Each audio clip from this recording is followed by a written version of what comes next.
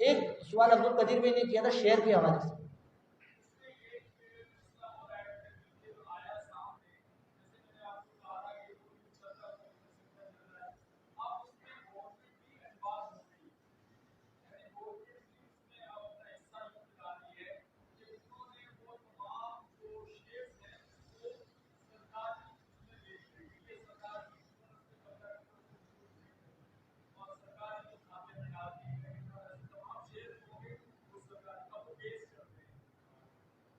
دیکھیے اولاً تو شیئر کی طرف آتے ہیں کہ شیئرز کا کاروبار یعنی اس کی خرید و فروخت کیسے ہے.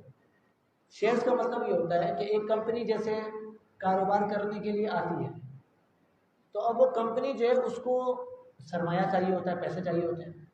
وہ پیسے ہوں گے تو کاروبار کرے گی. اب ہوتا یہ ہے کہ وہ اپنے سرمایہ کو کم سے کم حصوں میں تقسیم کرتی ہے. جیسے ہمارے یہاں ٹیلی تھون ہوتا ہے دارالخانہ میں، تو ایک یونٹ بنایا جاتا ہے نا کہ ایک یونٹ 10,000 روپے کا، کہ بھی آپ ایک یونٹ لے لیں وہ 10,000 روپے کا. اس طرح کمپنی جو ہے وہ اپنے شیئر بناتی ہے، اس کے یونٹ بناتی ہے کہ بھی ایک شیئر کم سے کم شیئر سمجھنا 10 روپے کا ہے تو آپ یہ شیئر خریدیں. اب ہوگا کیا کہ آپ اس کمپنی کے شیئر خریدیں گے. اب کمپنی کو پیسے مل گئے، آپ کو وہ ایک شیئر مل گیا. اب پہلے تو شیئر ایک کاغذ کا ٹکڑا ہوا کرتا تھا جیسے کہ یہ پرائز بانڈ وغیرہ ہوتے ہیں، لیکن اب جدید دور آ گیا. اب تو وہ ڈیجیٹل شیئر ہوتے ہیں، یعنی وہ کمپیوٹرائز سسٹم سمجھنے ہو گیا ہے. اگر میسج آ جاتا ہے وہ شیئر کمپیوٹرائز چل رہے ہوتے ہیں کہ بھئی یہ آپ کا شیئر آپ نے یہ خرید لیا، بھئی 10 روپے کے شیئر آپ نے اتنے خرید لیے. تو وہ پیسے جو ہے وہ آپ کے اکاؤنٹ میں چلے گئے. اب وہ پیسے سمجھ لیں وہ کمپنی اس کو استعمال کرے گی نا. کمپنی کو پیسے چاہیے تھے، کمپنی وہ پیسہ لے رہی ہے، اس نے اپنے شیئر بنا دیے. تو آپ گویا کہ اس کمپنی کے پارٹنر بن گئے. آپ نے جو ہے اس کمپنی میں اپنا حصہ ملا لیا پیسوں کی صورت. اب وہ آپ چاہیں تو وہ شیئر آگے کسی کو بیچ بھی سکتے ہیں. بسا اوقات شیئر کے ریٹ بڑھے آتے ہیں تو وہ آپ نے شیئر مہنگے میں کسی اور کو بیچ دیا، اس سے پیسے لے کر وہ جو کوڈ وغیرہ تھا اس کو دے دیا. اب وہ اس کا مالک ہے، اب وہ جب چاہے وہ آگے کسی اور کو بیچ دے، آپ فارغ ہو گئے. تو یہ شیئر کا جو کاروبار ہے اس کی خرید و فروخت ہے، اس میں کئی شرعی خرابیاں پائی جاتی ہیں.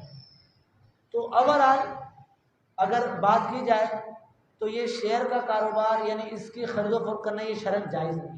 البتہ اگر کوئی شخص ہمارے پاس آتا ہے کہ میں فلاں کمپنی کے شیئر خریدنا چاہ رہا ہوں، جیسے PSO ایک کمپنی ہے، اس کے پیٹرول پمپ بھی ہیں، میں اس کے شیئر خریدنا چاہ رہا ہوں، یا کوئی اور کمپنی ہے میں اس کے شیئر خریدنا چاہ رہا ہوں، تو ہم اس کو یہ کہیں گے کہ یہ جو جتنی کمپنیاں لسٹڈ ہیں اپنے اسٹاک ایکسچینج میں، جو لسٹڈ کمپنی ہیں ان کی باقاعدہ بیلنس شیٹ جو ہے یہ بنتی ہے کہ بھئی پچھلے 6 مہینے میں اس کمپنی نے یہ کام کیا، یہاں اپنا سرمایہ لگایا، یہ اس کا کام ہوا. یہ پوری بیلنس شیٹ جو ہے وہ نیٹ پہ مل جاتی ہے کہ بھی یہ کمپنی پلس میں چل رہی ہے، مائنس میں چل رہی ہے. کیوں زیادہ تو کوئی شیئر خریدنے جائے گا تو وہ پہلے دیکھے گا تو صحیح نا کہ وہ کمپنی کی اس کی حیثیت کیا ہے، وہ کمپنی پلس جا رہی ہے مائنس جا رہی ہے.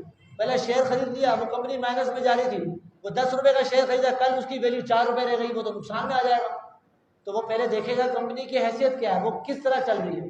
تو پوری بیلنس شیٹ جو ہے یہ نیٹ پر اویلیبل ہوتی ہے کہ یہ کمپنی ہے اس نے 6 مہینے میں اپنا سرمایہ یہاں لگایا.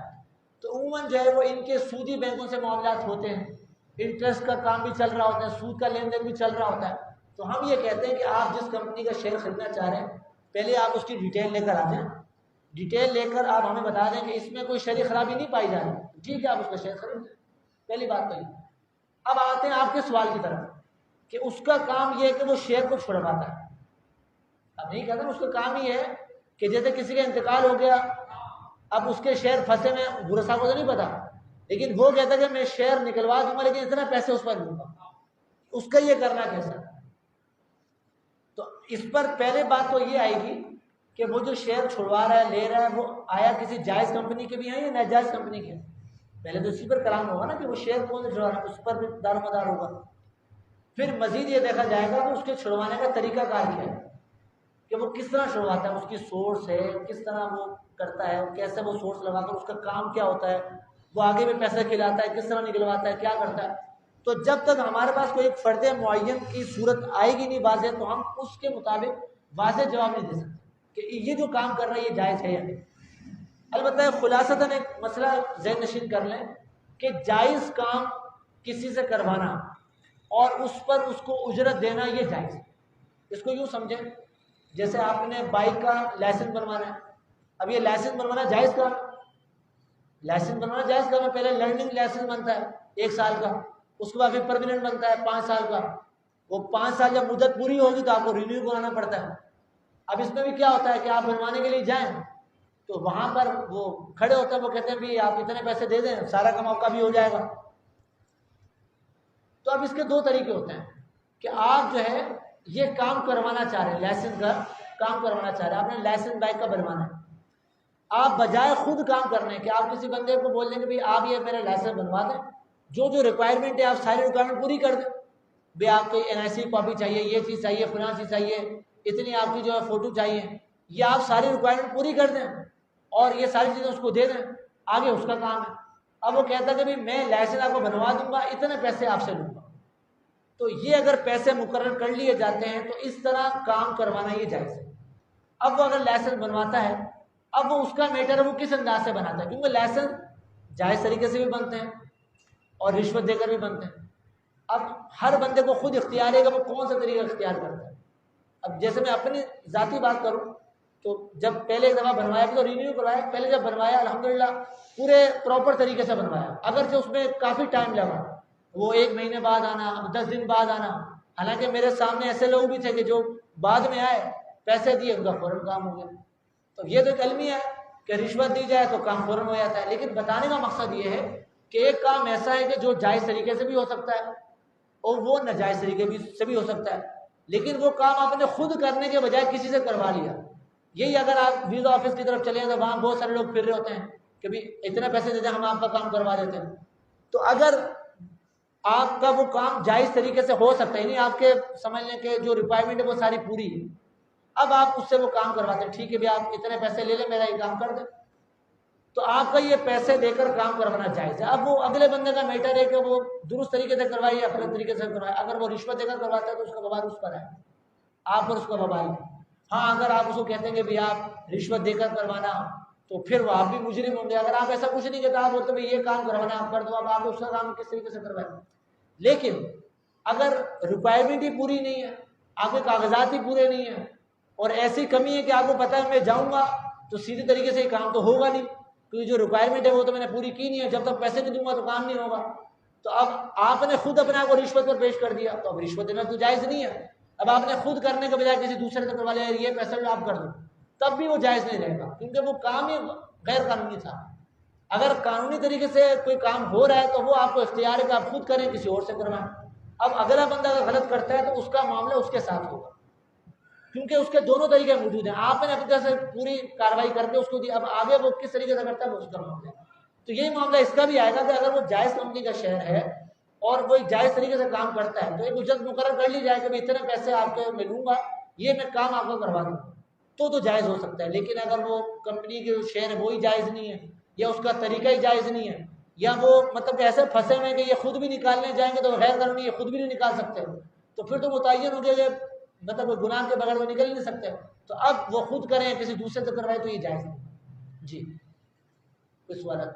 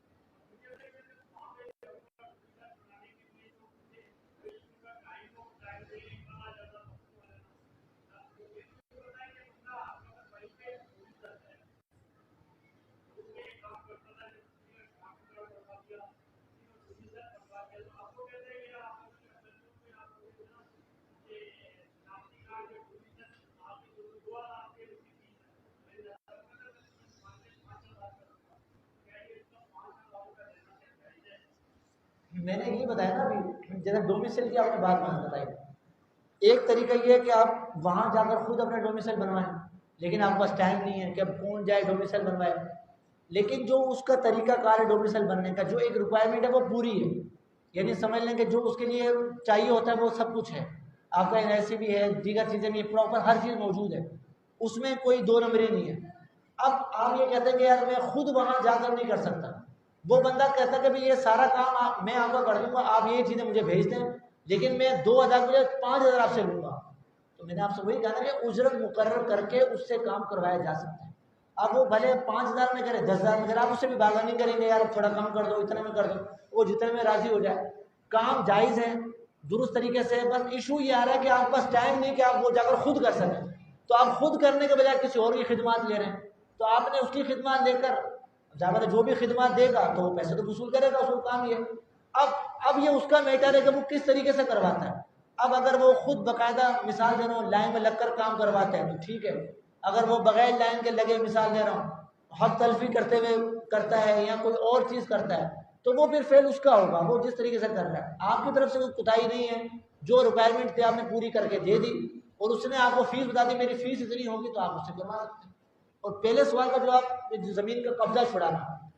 اب اس کی مختلف صورتیں بنیں گی، اگر کوئی ایک خاص صورت ہمارے سامنے آئے گی تو اسی کو دیکھا جائے گا. ویسے اوورال بیان کر دیتا ہوں کہ جیسے بالفرض ایک پلاٹ ہے کسی شخص کا، اب کسی دوسرے نے ناحق اس پر قبضہ کیا، اب وہ قبضہ چھوڑ بھی نہیں رہا. قانونی طور پر دیکھا جائے تو پلاٹ اسی کا بنتا ہے. اب یہ اس کے ترلے کر لیا بھائی میرا پلاٹ چھوڑ دے، لیکن وہ چھوڑنے کو تیار نہیں ہے اور اس کا حق بھی اس پر ثابت ہو چکا ہے. اب اگر اگلا بندہ کہتا ہے کہ بھائی مجھے اتنے پیسے دو گے تو میں چھوڑوں گا، تو رشوت کی بعض صورتیں ایسی ہیں کہ جس میں رشوت دینے والا گناہ گار نہیں ہوتا لیکن لینے والا گناہ گار ہوتا ہے. یعنی کسی کا حق ثابت ہو چکا ہے، اب وہ اپنا حق چھڑانے کے لیے مجبور ہو کر رشوت دے رہا ہے، تو اس کو پتا ہے کہ اس کے بغیر میرا کام ہوگا ہی نہیں. تو اب اس کے لیے بامر مجبوری کہ جب کوئی اور راستہ نہیں ہے رشوت دینا جائز ہے، ٹھیک ہے. لیکن وہ جو اگلا وصول کر رہا ہے رشوت اس کا وہ لینا جائز نہیں. ہاں اگر حق ثابت نہیں ہوا، وہ پلاٹ ایسا ہے کہ خود قانون منع کرتا ہے، اس کی طرف سے کوتاہی پائی جا رہی ہے، اب یہ کہہ رہا ہے کہ مجھے اس کا قبضہ چھڑا دو، اب اس کے لیے پیسہ کھلا رہا ہے، تو یہاں تو یہ بھی مجرم ہوگا. تو جس صورت میں یہ مجرم ہوگا اس صورت میں یہ براہ راست خود چھڑائے یا کسی اور سے چھڑوائے، دونوں صورتوں میں حکم تو برابر ہی رہے گا کہ غلط کام ہے وہ خود کرے یا کسی اور سے کروائے. اور جس صورت میں یہ کہ جائز ہے تو وہ خود اس کی اتنی سورس نہیں، لیکن دوسرا شخص ہے وہ کہتا ہے کہ تمہارا جائز کام میں کر دوں گا، قانونی طور پر کر دوں گا، لیکن میں اپنی فیس اتنی لوں گا، میں اتنا پیسہ لوں گا سب چھڑوانے کے. تو اگر وہ فیس کے طور پر کرتا ہے اور وہ واقعی ایسا ہے کہ اس کا حق بھی ثابت ہو چکا ہے، جائز طریقے سے وہ کام اس سے کرواتا ہے، اس میں حرج نہیں. تو وہی بات ہے کہ جب کوئی ہمارے سامنے کوئی متعین صورت آئے گی تو پھر اس کو دیکھا جائے گا کہ یہ بندے کا کیس ہے کیا، اس کا حق ثابت ہوا کیسے، دوسرے نے قبضہ کیا کیوں، کیسے قبضہ کیا، اس کی ملکیت میں کیسے آیا، اب وہ کیا چاہ رہا ہے. تو اب یہ سب جب پوری تفصیل آئے گی اس کے بعد ہی کوئی متعینہ جواب دیا جا سکے گا. اس کے حوالے سے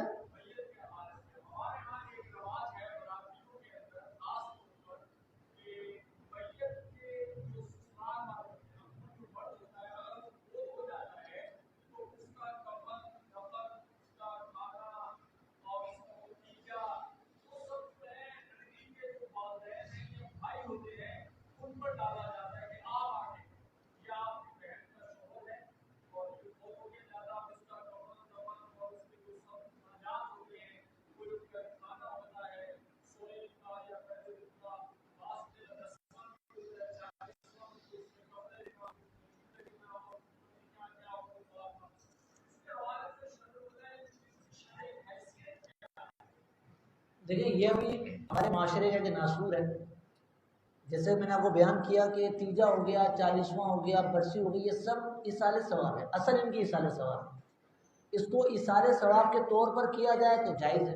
اور مزید میں نے کچھ باتیں عرض کی کہ اس میں جو پیسہ خرچ کیا جائے گا تو وہ میت کا پیسہ خرچ نہ ہو.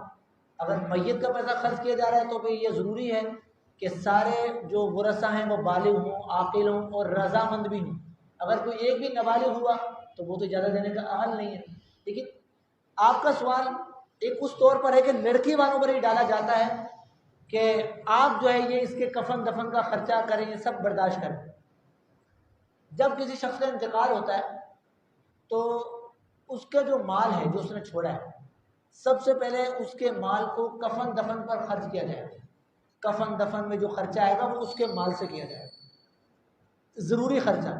ابھی کفن دفن میں یہ کھانے پینے کا خرچہ شامل نہیں ہے، ضروری خرچہ جو کفن دفن کا. البتہ اگر میت کے مال سے کرنے کے بجائے کوئی اپنے خوشی سے کرنا چاہے، اجازت تو کوئی کہتا ہے یار میں کرتا ہوں، ٹھیک ہے، لیکن جو آپ بتا رہے ہیں یہ بطور رسم ہوتا ہے. اور بسا اوقات تو ایسی کنڈیشن ہوتی ہے کہ وہ نہ کریں تو پھر وہ تانا تشنی اور ایسا معاملہ ہوتا ہے کہ پتہ ہے ابھی کرنا ہی کرنا ہے، تو وہ پھر بعض صورتیں رشوت کی ہی بن رہی ہوتی ہے. تو اس کو تو ختم کرنا ہوگا اگر واقعی کہیں ایسی کنڈیشن ہو رہی ہے کہ یہ سب. اور اس میں ثواب بھی نہیں ہے، کیونکہ ان محافل کے انعقاد کا مقصد کیا ہے؟ ایصال ثواب. تو ایصال ثواب تو تبھی کیا جائے گا کہ جب ثواب ملے گا تو اس کو ایصال کیا جائے گا.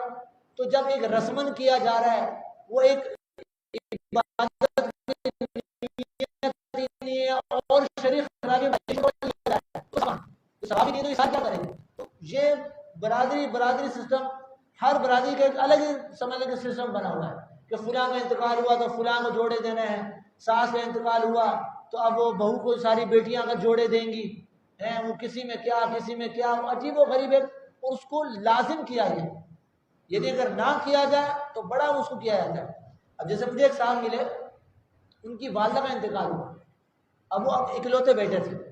اب وہ کہہ رہے ہیں کہ ہمارے یہاں رائج ہے کہ والدہ کا انتقال ہو جیسے تو بیٹا جو ہے وہ جو ہے 40ویں تک روزانہ بلا ناغہ جو قریبی مسجد ہوگی وہاں کے مؤذن کو بکرے کا گوشت پہنچائے گا 40 دن تک بیٹا. اب ایک سے زیادہ بیٹے ہوں تو سب میں تقسیم کر لیں گے. اب وہ بیچارہ اکلوتا بیٹا تھا، اب وہ کہہ رہا ہے کہ میں نہ خود کو پڑھتا ہوں، بولیں گی کہ اس کو احساس ہی نہیں ہے اس چیز کا. مطلب اس طرح وہ معاشرے مطلب برادری والے وہ تانے دیں. اب اس کا کہنا یہ تھا، وہ مجھے خیر ملا 40 سے کچھ دن پہلے، وہ کہہ رہے ہیں کہ میں مطلب جب سے انتقال ہوا بلا ناغہ مؤذن صاحب کو بکرے کا گوشت پہنچا رہا ہوں، حالانکہ میرے گھر بکرے کا گوشت نہیں پکتا. حالت ایسی ہے اور اب میری کنڈیشن ایسی ہے کہ میں قرضے میں پہنچ چکا ہوں کہ اب مجھے یہ کام قرضہ لے کر کرنا ہو. اب بتائیں، یہ ایک مثال ہے. اس طرح تو ہر برادری کی الگ ہی مثال بنی ہوئی. تو یہ معاشرے کا ناسور ہے. اس کا یہی حال ہے کہ ہمیں اس مطلب مل کر اس کو ختم کرنا ہوگا. کوئی ایک مطلب اس کا اسٹے لے گا، ایک کھڑا ہوگا اور ایک شرعی انداز سے لے کر چلے گا کہ بھائی شریعت جتنی گنجائش کرتی ہے ٹھیک ہے، آپ کو اصالے ثواب میں محفل کرنی ہے، آپ اپنے پیسے سے شرعی دائرہ کار میں رہتے ہوئے جو کرنا کریں، لیکن ایک رسمن کرنا اور یہ لازم قرار دے دینا. اب اس میں ہوتا یہ ہے کہ اب اگر کوئی آگے بڑھنے کی کوشش بھی کرے تو اس کو یہ تانا ملتا ہے کہ اچھا ساری زندگی ہوتا رہا، وہ سب آپ لیتے رہے، جب اپنی دینے کی باری آئے تو منع کر دے کہ میں نہیں کرتا. یہ بھی بات ہوتی ہے کہ پہلے کرتے رہو، آپ وصول کرتے رہو، اب دینے کی باری ہے تو منع کر رہے ہو. تو یہ تو مطلب کہ ایک ذہن بنانا پڑے گا. تو جو آپ نے بیان کیا تو اس میں بدقسمتی سے یہی ہوتا ہے کہ ٹارچر کیا جاتا ہے اور نہ کیا جائے تو پھر وہ ناراضگیاں تک ہو جاتی ہیں. تو ان معاملات کو جو ہے وہ مل کر حل کرنا چاہیے. ایصال ثواب ایک حد جو ایصال ثواب ہے وہ جس شرعی حیثیت پر ہے اس کو اسی پر رکھا جائے، اس کو جو شرعی خرابی چل رہا ہے. اب وقت تو ہو گیا لیکن ایک دو سوال آخر میں لے لیتے ہیں، ایک آپ کا اور ایک آپ کا، اور تو کسی سوال؟ جی آپ اس کے بعد آپ کا.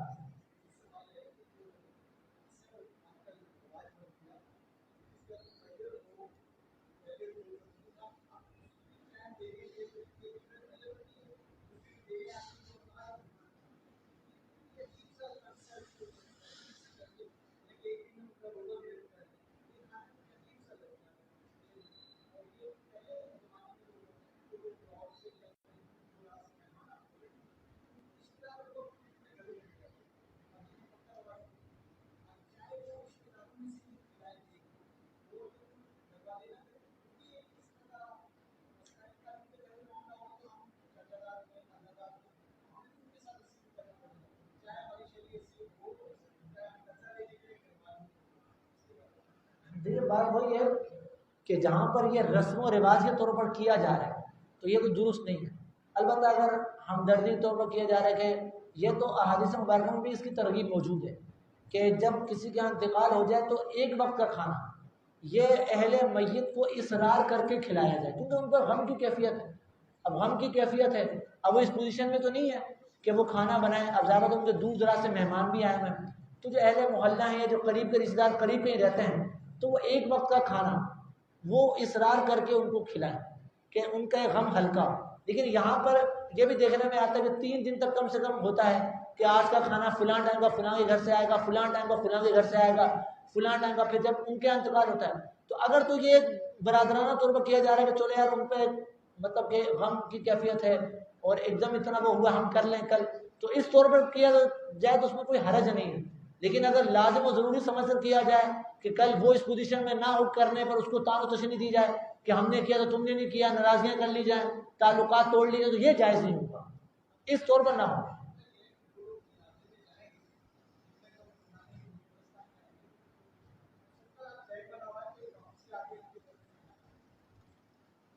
یہ بھی ہونا نہیں چاہیے،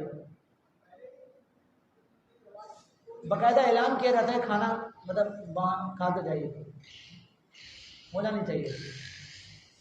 تبھی بھی اسی سے مطلب سوال جی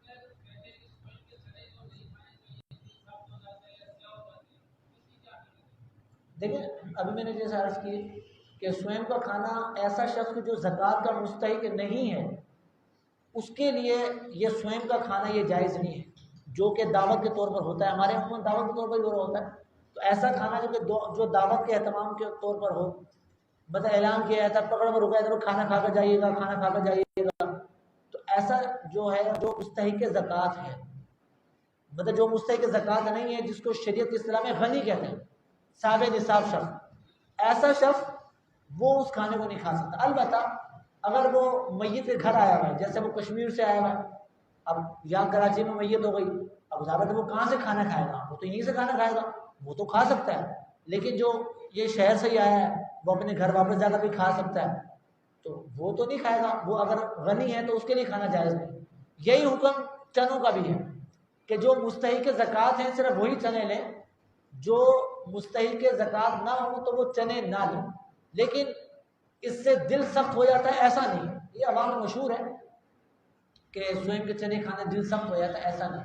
البتہ یہ بزرگوں نے فرمایا ہے کہ میت کا جو کھانا ہے یہ دل کو مردہ کرتا ہے، میت کا کھانا دل کو مردہ کرتا ہے، دل کو مردہ کرتا ہے، دل کی سختی کا ذکر نہیں ہے، دل کو مردہ کرتا ہے۔ اس کی وجہ یہ بیان کی کہ ایسا شخص کہ جو اس انتظار میں رہے کہ یار کسی کا انتقال ہو کھانے کو ملے، اب انتقال ہو گیا چلو یار پہلے دن کا بھی کھانا نمٹ گیا، سوئم کا بھی کھانا ملے گا، پھر وہ انتظار میں کہیں اور انتقال ہو، اب انتقال کی خبر سنی فوراً چلا گیا، اب ساتھ تدفین میں چلو واپسی میں کھانا ملے گا، تو اب اگر اس طرح کے انتظار میں ہیں تو یہ دل کے مردہ پن ہونے کا سبب بیان کیا گیا، یعنی یہ کہ ایسا شخص جو اس کے انتظار میں رہے کہ کب کسی کا انتقال ہو اور مجھے کھانے کو ملے، تو اس کے بارے میں یہ فرمایا کہ میت کا کھانا دل کو مردہ کرتا ہے، ورنہ یہ جو مشہور ہے کہ چنے کھانے دل سخت ہوتا ہے، ایسا نہیں، ایسا نہیں۔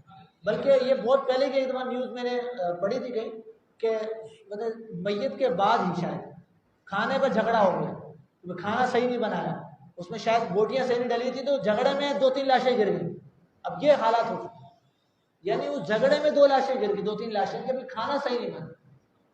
اور ایک دفعہ کا تجربہ یہ ہوا کہ کسی کا انتقال ہوا، دوست کے وہاں جانا ہوا تو وہ مطلب کہ اسی گلی سے کسی کے مطلب گھر سے بچہ آیا میت والا گھر، تو وہ کھانا مانگنے کہ ابو نے کھانا نہیں کھایا، گھر لے کر کھانا نہیں، یعنی ان کے اگر انتقال ہوا ہے وہ اگر کھانا بن بھی گیا تو یہ مطلب تو نہیں کہ وہ سب اہل محلہ کو کھلائیں گے، اب وہ پڑوسی والا آ رہا ہے وہ مطلب برتن لے کر کے ابو نے کھانا نہیں کھایا کھانا دے دو، یہ بالکل معاشرے کا ناصور ہے، یہ نہیں ہونا چاہیے۔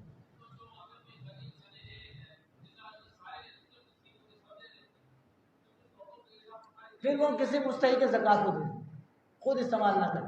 اور گھر میں بھی ہوتے ہیں جیسے بالفرض وہ لے آیا، اب زیادہ تر گھر کے سارے افراد یہ مطلب کہ غنی ہوں صاحب نصاب و ضروری تو نہیں ہے، اب وہ کمانے والا لیکن گھر میں بالغ اولاد ہے وہ تو اس کی خرچے پر چل رہی ہوتی ہے، وہ تو صاحب نصاب نہیں ہوتے، ان کو دے دیں، کسی مستحق زکوٰۃ کو دے دیں۔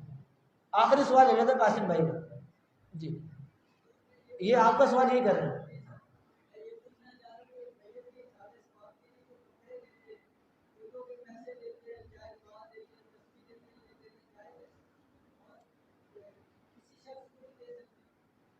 جی دیکھیں میت میں کہہ رہے ہیں کہ میت کے سال ثواب کے لیے کپڑے دیتے ہیں، اس طرح بعض جگہ تو پورا پیکج ہوتا ہے نا، کپڑے بھی ہوتے ہیں، جوتا بھی ہوتا ہے، جائے نماز بھی ہوتا ہے، پورا امام صاحب یا مؤذن صاحب کے لیے ہوتا ہے، یا جو ختم پڑھنے کے لیے آتے ہیں حافظ صاحب ان کے لیے ہوتا ہے، تو یہ جائز ہے، یہ ایصال ثواب ہے۔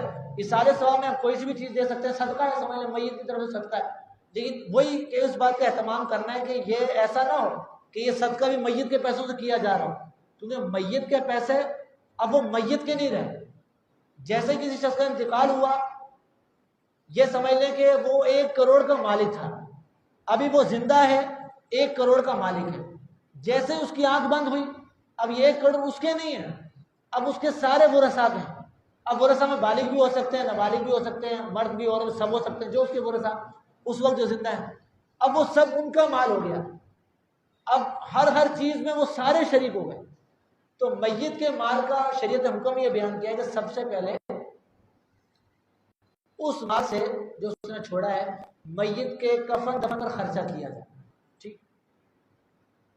اس کے بعد اگر میت پر کوئی قرضہ تھا تو اس کے مال سے اس کے قرضے کو ادا کیا جائے، اگرچہ وہ قرضہ ادا کرنے میں ساری رقم خرچ ہو جائے، قرضہ پہلے، قرضے کے بعد اگر کچھ بچتا ہے تو اگر اس نے کوئی جائز وصیت کر رکھی تھی تو اس کی اس وصیت پر عمل کیا جائے گا، مطلب یہ کہ 1/3 سے کم وصیت تھی، کیونکہ 1/3 تک وصیت جائز ہے۔ اگر کسی نے یہ وصیت کر دی کہ میرا سارا ہی مال مسجد کو دے دینا ہے، فلاں جگہ سارے ہی مال کی وصیت کر دی، تو یہ 1/3 سے زائد کی وصیت ہے نا، تو 1/3 مال تک تو وصیت جائز ہوگی، لیکن 1/3 سے زیادہ مال کی جو وصیت کی وہ جائز نہیں۔ البتہ اگر سارے ورثاء بالغ ہیں، عاقل ہیں، سب اپنی خوشی سے اجازت دیتے ہیں، ہم راضی ہیں، ہمارے مرحوم کی خواہش تھی، ٹھیک ہے پورا کر دیا تو ٹھیک ہے، لیکن اگر کوئی ایک بھی نابالغ ہے تو اس کا حصہ الگ کرنا ہوگا، کیونکہ نابالغ تو اجازت دے نہیں سکتا۔ اسی طرح جو وارث ہوتا ہے اس کے لیے وصیت جائز نہیں۔ اب جیسے ماں کا انتقال ہوا، اب بیٹا ہے، اس نے تو ویسے ہی وارث بننا ہے، ماں کا اگر انتقال ہوتا ہے بیٹا زندہ ہے تو اب ماں نے کہہ دیا میرے مرنے کے بعد یہ چیز میرے اس بیٹے کو دے دینا، یا باپ نے کہہ دیا میرے مرنے کے بعد یہ فلاں مکان میرے اس بیٹے کو دے دینا، یہ وصیت ہے مرنے کے بعد، یہ وصیت باقاعدہ وصیت نامہ لکھوا بھی دیا، تو بیٹا تو آلریڈی ویسے ہی وارث بنے گا۔ حدیث پاک کا مفہوم ہے کہ وارث کے لیے وصیت جائز نہیں۔ البتہ اگر دیگر ورثاء بالغ ہیں وہ سارے ہنسی خوشی اجازت دے دیں، ٹھیک ہے بھائی ہم اجازت دیتے ہیں کہ بھئی یہ وصیت کو نافذ کر دیا ہے، تو الگ بات، وصیت 1/3 مال تک نافذ ہوگی، اس کے بعد یعنی تجدید و تکفیر، قرض اور وصیت، اس کے بعد جو بچے گا وہ ورثاء میں آپس میں تقسیم ہوگا۔ تو اب اگر آپ نے جو سوال کیا کپڑے یہ چیزیں دی جاتی ہیں، اگر تو کوئی اپنے پیسے سے دے رہا ہے، نیت یہ ہوتی کہ چلے یار یہ کسی غریب کو پہنچے گا، وہ پہنے گا، استعمال کرے گا، ثواب ہمارے مرحوم کو پہنچے، جائز ہے۔ لیکن اگر میت کے پیسے سے کیا جا رہا ہے تو سارے وارث اگر بالغ ہیں راضی ہیں تو ٹھیک ہے، بندہ کوئی راضی نہیں ہے یا نابالغ ہے تو اس کے حصے سے اس طرح صدقہ نہیں کر سکتے۔ اور آپ کا دوسرا سوال ہے کس کو دیا جائے، لیکن اسی کو دیا جائے کہ جو مستحق ہے۔ اب ضابط ایک شخص ہے وہ مستحق نہیں ہے، وہ اچھا کھاتا پیتا ہے، تو اس کو دیں گے تب بھی ثواب تو ملے گا، لیکن اس کو دینے کے بجائے زیادہ بہتر ہے کہ اس کو دیا جائے جس کے حالات ٹائٹ ہیں، جس کا گزارا تھوڑا مشکل سے ہوتا ہے، اس کو دیا جائے تاکہ اس کا تھوڑا ہاتھ ہلکا ہو، اس کو کچھ ملے تو ایسے کی مدد کی جائے کہ جو واقعی مستحق ہو، غریب ہو، اور اگر قریبی ہے اس کو کریں گے تو اس میں سیدھا نبی بھی ثواب ملے گا۔ کیا ہے؟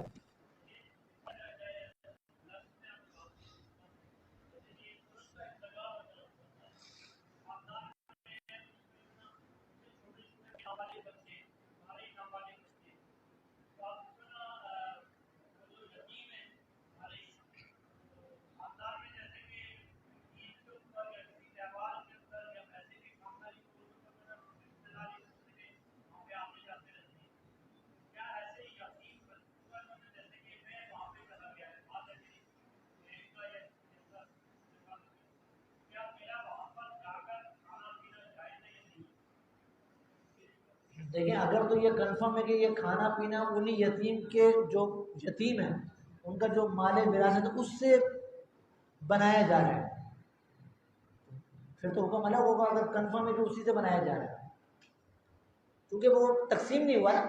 دیکھیں حکم تو یہی ہے کہ جیسے کسی کا انتقال ہوا وہ مال وراثت کا ہو گیا، اب ظاہر بات ہے انتقال ہوتے ہی اب ایسا تو نہیں کہ ابھی انتقال ہوا بولیں گے بھی چلو بھی حصے بناؤ کس کو کتنا مل رہا ہے، اس کو عرفاً مایوس سمجھا جاتا ہے.